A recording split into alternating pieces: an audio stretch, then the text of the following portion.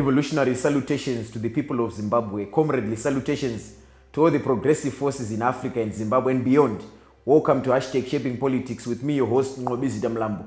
This is yet another episode where we dissect the politics of Zimbabwe, where we talk about the state of the economy and solutions to solve the economic crisis in our motherland. Comrades, as we are all aware, and as we all agree, and from previous episodes, I've always argued that for us to solve the current economic quagmire, for us to solve the current economic mess, we need to solve our politics. We need to solve the toxicity that surrounds Zimbabwean politics. What do we mean when we say we need to solve the toxicity in Zimbabwean politics? Let us have dialogue, but dialogue that is shared, dialogue that is owned by a majority of Zimbabweans. Dialogue is not a prison of the MDC alliance or whatever formation of the MDC and ZANU-PF. Dialogue should involve all Zimbabweans. And when I say all Zimbabweans, I mean all social partners, from students, peasants, vendors, and those in the informal economy. But as our economy worsens, what are the solutions to address this current mess? For example, we've got a currency crisis. The Zimbabwean government, through the Reserve Bank of Zimbabwe, introduced the new $20 note into circulation, what they call broad money supply, or in economics, what they call M3. But more worryingly, the new $20 note cannot buy a loaf of bread. A loaf of bread is now costing 68 Zimbabwean dollars, which means that the ordinary average citizen cannot access bread. And we know that without bread, Zimbabweans cannot live, because it is the basic of the basics when it comes to the food basket. But beyond the question of bread, beyond the question of the currency, what are the underlying macroeconomic factors that are contributing to the currency volatility and currency instability? Number one, we do not have a productive economy. Currency is a store of value. The Zimbabwean dollar is not backed by anything. It's not backed by gold. It's not backed by production. It's not backed by a labor force that is employed and paying taxes in the form of payee and other forms of taxation. So what this means is that we have just introduced money supply, or broadened money supply in the economy, without addressing fundamentally the basics when we look at the macroeconomy of Zimbabwe. So Professor Mthuli Ncube and Dr. John Mangudya, the head of the Reserve Bank of Zimbabwe, is of the view that if we increase money supply, this will affect or change the exchange rate, but in the positive. But ironically, the exchange rate continues to spiral out of control. As of today, one United States dollar gets you 70 Zimbabwean dollars, a worrying trend. And as we are all aware that as the inflation continues to increase, hyperinflation continues to increase, the prices of basic commodities continue to increase, which means that the ordinary average soldier, the ordinary average civil servant cannot afford to lead a decent lifestyle with 3 meals a day, which is recommended not only by the World Health Organization, but by the Consumer Council of Zimbabwe. So these are some of the worrying trends in the economy, and we are clear that the solution is a democratic developmental state which is anchored on the values of transparency, the values of accountability, the values of meritocracy, the values of pragmatism and honesty. We need to copy what the East Asian tigers did in the late 1950s and the early 1960s, South Korea, Malaysia, and other countries in the East Asian economic bloc. These countries did not follow the neoliberal economic route that Professor Mthuli Ncube has decided to follow since he became Minister of Finance, through introducing the Transitional Stabilization Program, through introducing the regressive 2% tax. But not only should we copy what the East Asian tigers did, we should also craft internally crafted economic policies that are unique to the Zimbabwean scenario. As of now, what is backing our economy is mining, but we are all aware that mining is not labor intensive, it is capital intensive. So we should shift our focus from mining back to agriculture. Why agriculture? Because agriculture can be labor absorptive. You can employ a lot of people in agriculture, and when you employ a lot of people in agriculture, you create purchasing power. Where there is purchasing power, there is aggregate demand.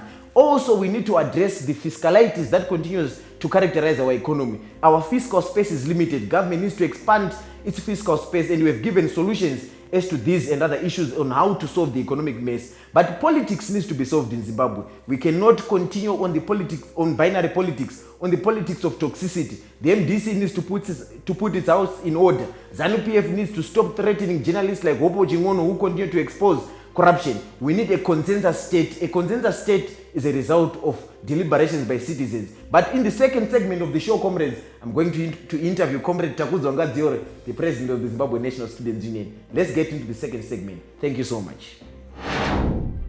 Thank you so much, comrades. Welcome to the second segment of #Shaping Politics. I'm Zimbabwe-ZINASU, and I'm joined, as I promised earlier on, by Comrade Takudzwa Ngadziore, the president of the Zimbabwe National Students Union, the country's leading student body, formed in the year 1997, is the president currently, and he started his 2-year tenure. And today I'm going to discuss, among other things, the state of higher and tertiary education in Zimbabwe. I'm also going to discuss with him issues around the education policy pursuant to the national COVID-19 lockdown regulations. Comrade President, thank you for joining us on Shaping Politics. Thank you very much for hosting me, Comrade Brother Mlapa. Thank you so much. So, Mr. President, yes. First and foremost, what is the opinion of the Zimbabwe National Students Union with regards to the reopening of universities, in particular that fourth year or students in their final years should be at university? Are the measures in place to protect students so that they don't contract COVID-19? Thank you very much. I think this is a background question in which we need firstly to respond to matters within the national discourse, because of course schools are being reopened because there is a pandemic which is tending to become an epidemic. But we ought to understand that the economy already was collapsing. These students are going, but transport problems were there. These students are going, but there already has been exorbitant fees already been implemented by these institutions. So it's important, before talking about the reopening of schools, to have a background and also a clear picture of the state of the nation and also the national discourse and how it is crumbling.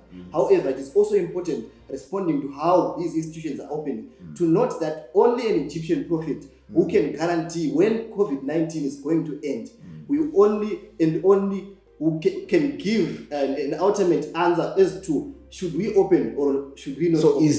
Is it a concern for the ZINASU under your leadership that institutions of higher learning are reopening, in particular, as the ministry says or as the government says, for final year students? Don't you think it's noble that final years complete their studies? Or you are saying we should wait, as you say, for an Egyptian prophet to tell us that COVID-19 is no longer a reality? Do you think people should complete their studies? Our vision and our aim as the Zimbabwe National Students Union is to make sure that we rescue the academic year. And by that, we mean that priority classes should resume. We mean that priority classes should perpetuate with their studies and also continue, because these are the creme de la creme of this nation. These are the barometers of class consciousness who are going to cascade and also contribute to the economic quagmire within our nation. So henceforth, as the Zimbabwe National Students Union, we believe utterly that those doing the priority classes, the final year, final semesters, in number two, those doing practicals should reopen, but with utmost concern that number one, their health. The government should make sure that the provision of test kits, masks, sanitizers, and also that the regulations speculated and also enlisted within the World Health Organization guidelines should be followed. And that should be a guarantee by the government of Emerson Mnangagwa. So has the government engaged you as a student body when they came up with the decision to reopen institutions of higher learning, or it was just an arbitrary decision that was made without consultation? Did Professor Murwira, for example, engage the students' union or SRCs that are under your leadership?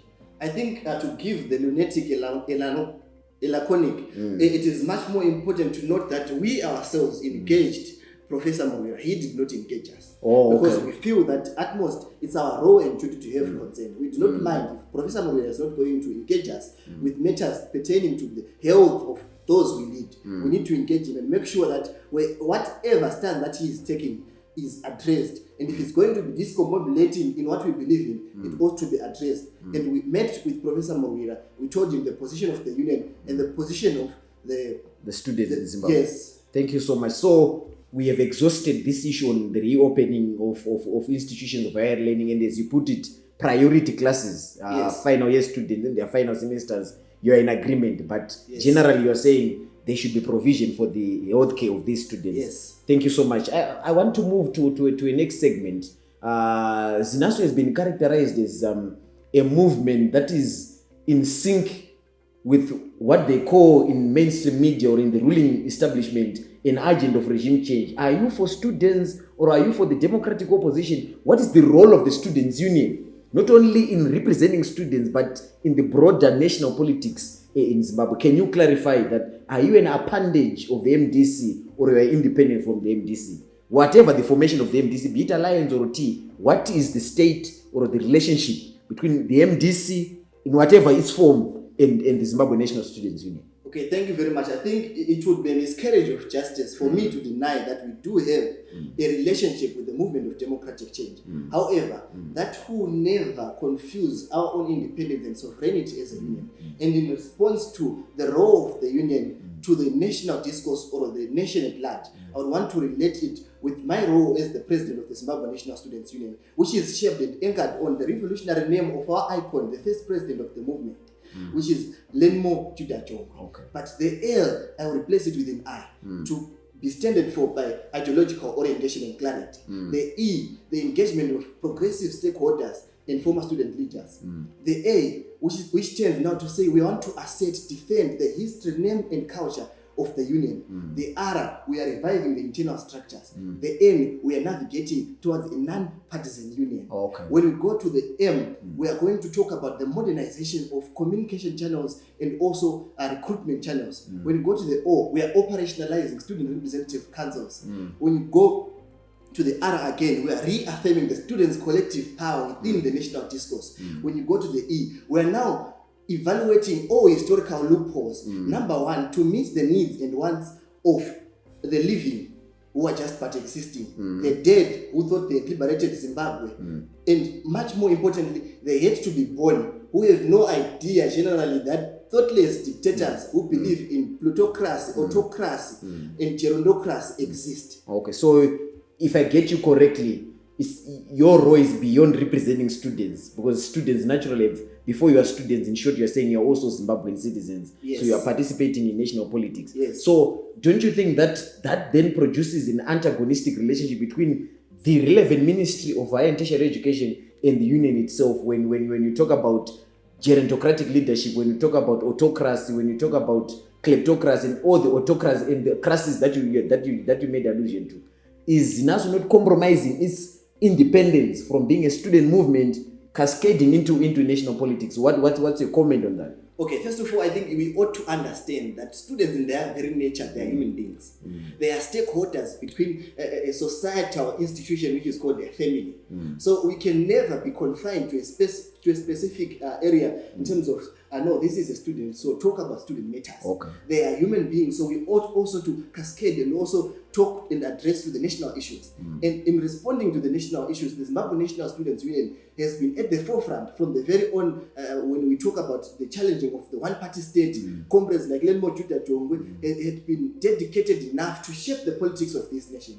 So henceforth, moving on to the national discourse, it's just but a right. It's just but normal to us. Thank you, Comrade President. So in short, you are saying before you are students, you are citizens and you have to participate. And so to your general membership, you are saying participate in politics. So speaking of politics, yes, the Parliamentary Portfolio Committee on Legal, Justice and Parliamentary Affairs this week, actually through Minister Ziambi indicated that public hearings into Constitutional Amendment Bill number 2 are going to resume, notwithstanding the statutory instrument number 83, which talks about the regulations on the national lockdown on coronavirus. What is the position of students? I remember in the late 2000s, there was the Take Charge campaign that was led by the Zimbabwe National Students Union, then under the likes of Clever Dadabere. Yeah. Now that the constitution faces a risk of being amended by the government, what is the role of the students? Do you support Constitutional Bill Amendment number 2? If not, what are your reservations? And do you think we should have the public hearings now in the midst of a pandemic? Thank you very much, Comrade Lambo. I think number one is to attain a sustainable address of the legitimate question. Okay. Number 2, we are saying we need economic revival. Of course, I understand that you are much more interested into matters to do with the economy, and I'll just give at least 3 points to make sure that this becomes more clear within this COVID-19. So it's important to note that deepening intra-Africa trade, while we are in this COVID-19, is important. Creating conducive and consistent economic policies. But now that leads me to number 3 of our 5-point pillar plan within the national discourse. Number 3 is to make sure that we have adherence to constitutionalism. Okay. Number 4 is to make sure that we have security sector reform. And number 5 is to make sure that we prioritize education. So in that context of those 5 issues, we have already said that adherence to constitutionalism must be respected. And that is a position now to address the amendment bill, which is now being addressed. And we have a resolution according to our in reference with our General Council, which is responding to this amendment bill, because we feel like the Constitution has not been implemented enough. Okay. Thus, we cannot amend that which we have not implemented. As a union, we believe that the constitution is correct, the constitution is right, but those who have been there in power, those who have been leading in power, need to make sure that these issues within the constitution are addressed first before talking about the amendment of the constitution. President Takudzwa Ngadziore, thank you so much for joining us on the show. Thank you so much, comrades. The Students' Union has said that it does not support the amendment of the Constitution. The Students' Union, as you heard from the national leaders, also equally said that they are entitled, as per their rights in the national constitution, to go beyond representing students, but also participating in national politics. I think he clearly articulated the role of the union in the national discourse. Thank you so much for joining us on today's show, and I hope that next week we'll also have yet another guest. And my hope is that we have the Zimbabwe Congress of Trade Unions President, Comrade Peter Gift Mtasa, to articulate the role of workers as the economy continues to slide into a precipice. I remain Ngobizi Damlambo, your host. Thank you so much. Aluta continue.